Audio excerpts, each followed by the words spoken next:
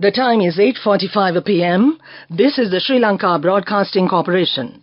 Here is the news edited by Anjana Doramgoda and read by Tilani Pires. The headlines. The President says bringing tourism beyond coastal areas is essential to enhance country's economy. The Prime Minister visits schools in Puttalam, Chilau.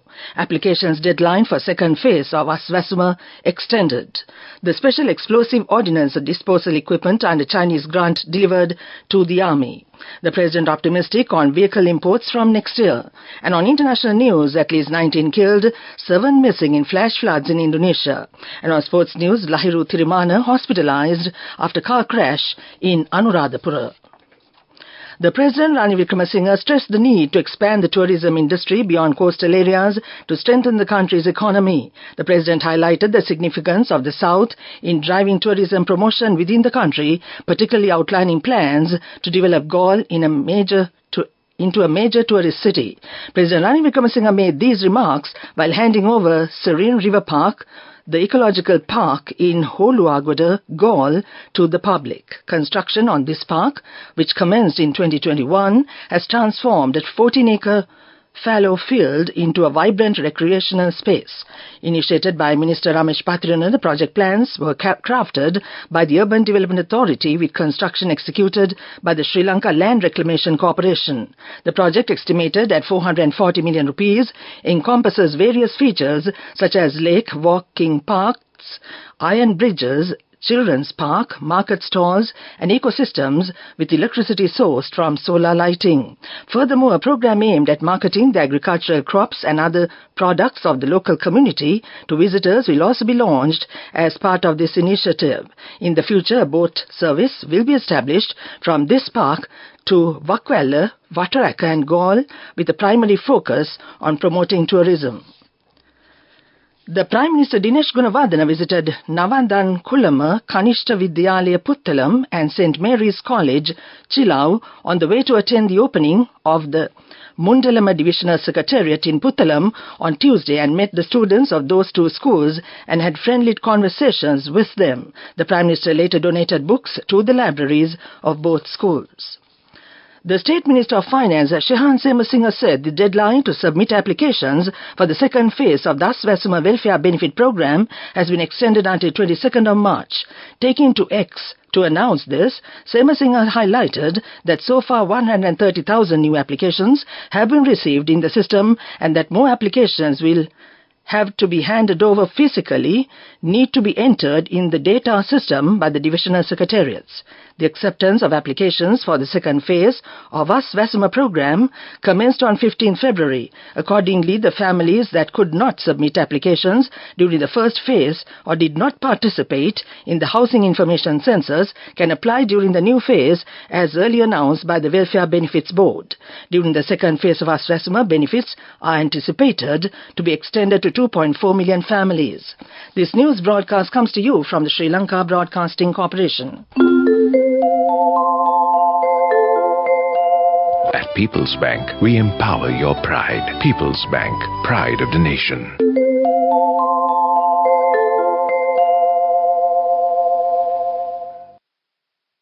The Sri Lanka Army yesterday gratefully accepted a stock of Special Explosive Ordnance Disposal Equipment which had been gifted to the Minister of Defence under the Chinese military grant scheme during a simple formal ceremony headed by His Excellency Ki Zhenghong, the Ambassador of the People's Republic of China and Sri Lanka, General Kamal Gunaratne, Secretary to the Ministry of Defence, and Lieutenant General Vikum Lianage, the Commander of the Army at the Army headquarters. Indigo, India's preferred airline, has announced new direct flights between Mumbai and Colombo starting April 12, 2024. These flights will operate 3 times a week on Tuesday, Thursday and Friday and play a key role in enhancing connectivity between the financial capital of India, Mumbai, and the capital of Sri Lanka. With this new connection, Mumbai has become the 4th destination in India with direct connectivity to Colombo after Bengaluru, Hyderabad and Chennai. That ends local news now. You have got a transfer. That's all right, sir. They are all our children. Right decisions with noble intentions bring pride. At People's Bank, we empower your pride. The main news story is brought to you by Sinhala Vedamahatmya. President Ranil Wickremesinghe said that the hopes to gradually relax the import of private vehicles starting from next year. The President made these remarks while attending a gathering organized by the United Youth Union titled Future of the Youth, held yesterday in Colombo. The President said that he knows there is a problem in the existing car market, but under the balance of payments, the government has allowed the import of everything other than vehicles.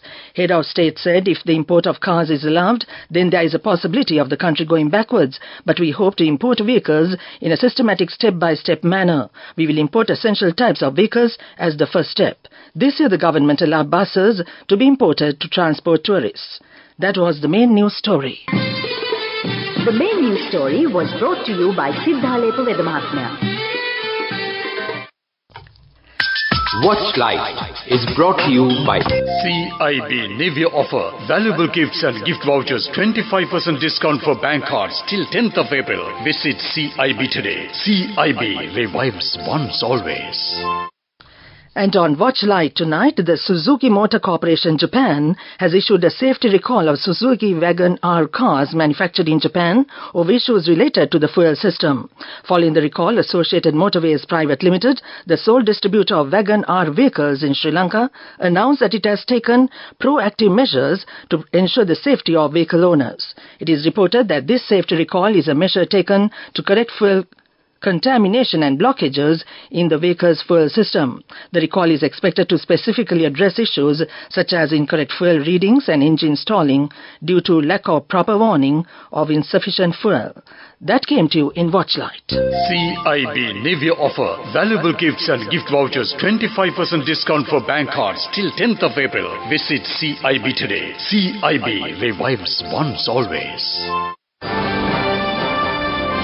Coming up, World News.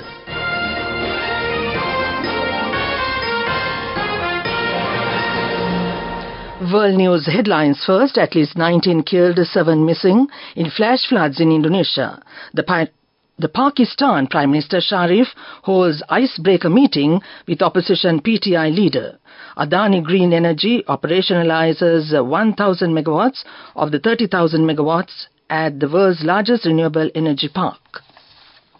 Officials said flash floods and landslides on Indonesia's Sumatra island have left at least 19 people dead and 7 others missing. Mud, rocks and uprooted trees rushed down a mountainside and engulfed villages in the Pesisir Selatan district of West Sumatra province late on Friday, following torrential rains. Doni Yurizal, who heads the local disaster management agency, said on Sunday. He further said rescuers recovered 7 bodies in the village of Koto Sri Taruzan and 3 others in 2 neighboring villages. He said relief efforts for the dead and missing were hampered by power outages, blocked roads covered in thick mud and debris.